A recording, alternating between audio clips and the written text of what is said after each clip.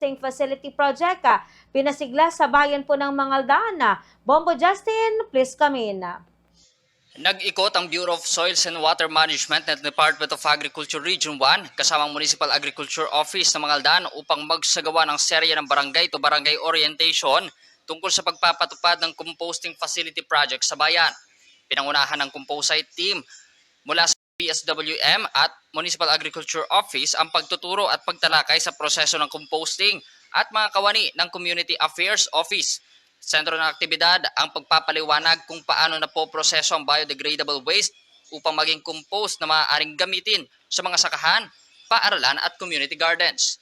Binigyan din ng grupo ang ugnayan ng mga barangay at paaralan sa pagpapatayo ng sariling pasilidad para sa composting kasamang pagbuo ng sistema na magpapababa sa volume ng basura at magpaparami ng organic fertilizer sa komunidad. Pinahayag naman ng lokal na pamahalaan sa pamumuno ni Mayor Bonafe de Vera Paraino na mahalaga ang pagbubukas ng mga ganitong programa upang mapahusay ang pamamahala ng basura at mapalaki ang produksyon ng organikong pataba sa bayan ng Mangaldaan.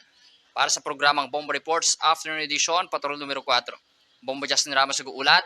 This is Bombo Radio Philippines, the number one and most trusted source of news and information. Basta Radio. Bombo! Bombo!